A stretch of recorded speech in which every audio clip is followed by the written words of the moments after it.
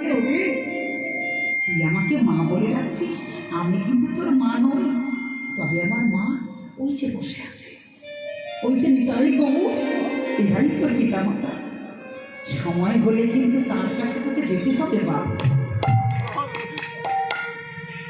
এই তো পিতা মাতার ধর্ম, যে জন কৃষ্ণ ভোজনের পথে নিয়ে যাও।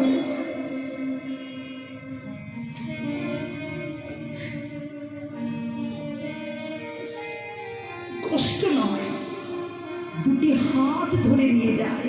যা, জীবনতে সুখ না মিলনে সুখ? কোথায় সুখ?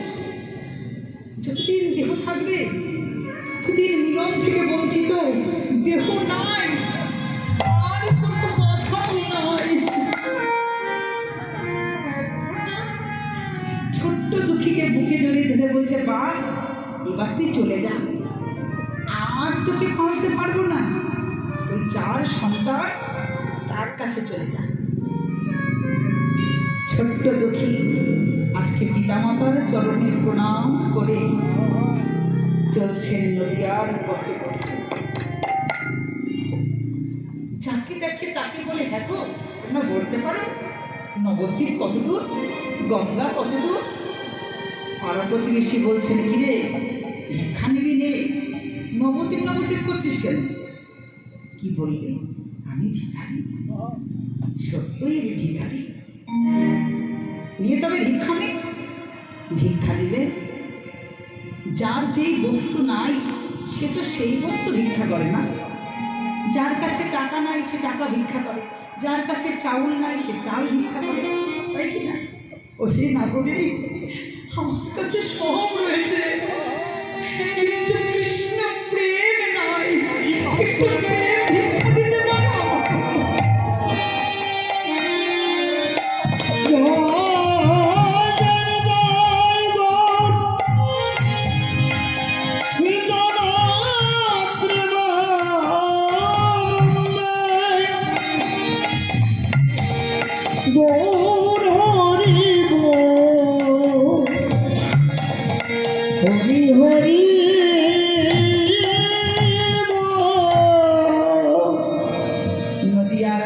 স্তম্ভিত হয়ে দাঁড়িয়ে বলছেন, এই আবার কোন ভিক্ষা?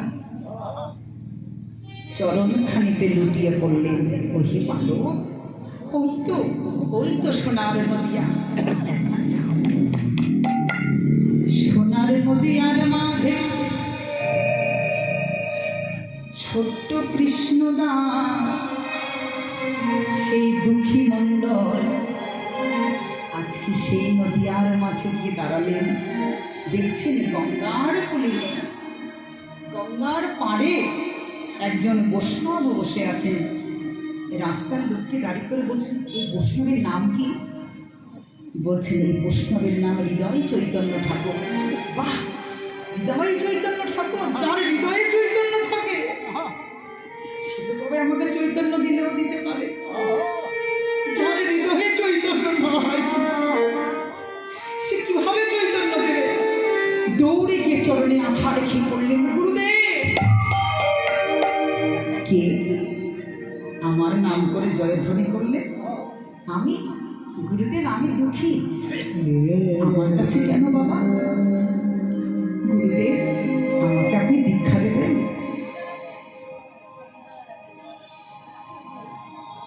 গুরুদেব বলছে, ওরে দুঃখী, আমি তো এভাবে কাউকে দীক্ষা দেব না। আমার কাছে দীক্ষা নিতে গেলে তাকে পরীক্ষা দিতে হয়। কি পরীক্ষা গুরুদেব? এই না, একটি মাটির কলসি নিয়ে যান। এই কলসি নিয়ে নিত্যদিন তুমি গঙ্গা থেকে জল আনবে। জল এনে কৃষ্ণের ফুলের বাগানে ঢেলে দেবে, তুলসীর বাগানে ঢেলে দেবে। এই তোমার পরীক্ষা। দুঃখী কৃষ্ণদা আজ দুঃখী মণ্ডল সব ভুলে যায়, কিন্তু কৃষ্ণ সেবার জল আনতে ভোলে না। প্রভাত কালে জল আনতে আনতে ছোট্ট বালক মাটির কলসির ঘষায় দেখতে দেখতে মাথায় একটি ঘা হয়ে গেল। গঙ্গার মাটি দিয়ে ঘাটিকে চাপা দিয়ে রাখে। তো সেই ঘাট তীব্র আকার ধারণ করল। দেখা যাচ্ছে সে ঘাটই পেকে গেল, মাথার মধ্যে পুঁজ পড়ছে, রক্ত পড়ছে।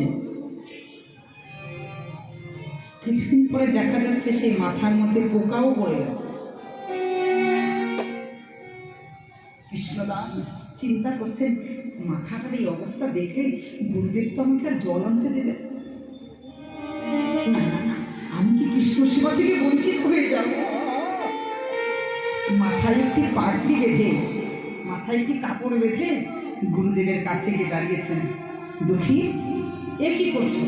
মাথায় কাপড় কেন? ও, ওই এক কলসি করে জল নিয়ে আসো, তাই মাথায় বসি ব্যথা লাগে। শোনো দুঃখী, এত সুখে কৃষ্ণ ভজন হয় না।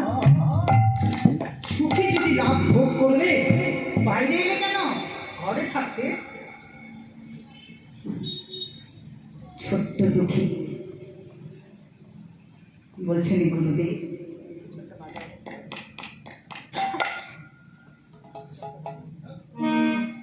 ছোট্ট দুঃখী গুরুদেবের কাছে গিয়ে বলছেন, গুরুদেব এই কাজ আপনি করবেন না, আমার মাথার পাগড়ি খুলতে বলবেন না।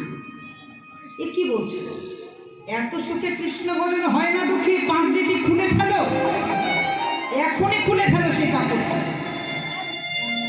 গুরুদেব, ও তুমি খুলবে না? তবে আমি খুলে দিচ্ছি।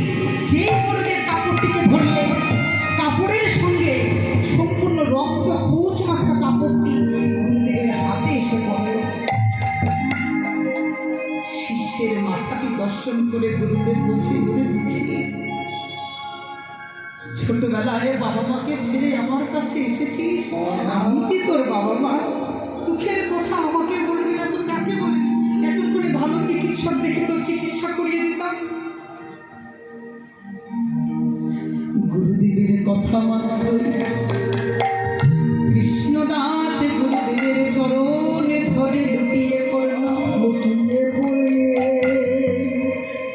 গুরুদেবের চরণে ধরে লুটিয়ে পড়ে বলছে, গুরুদেব যদি আমার এই দুঃখের কথা আমি আপনার কাছে জানতাম,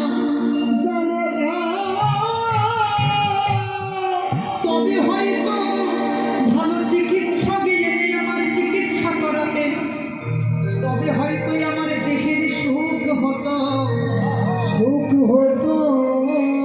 কিন্তু গুরুদেব আপনি তো আমায় কৃষ্ণ সেবার জল আনতে দিতেন না। কত সাধনার ফলে এমন জন্ম পেয়েছি, 2 লক্ষ বার গাছ হয়েছি,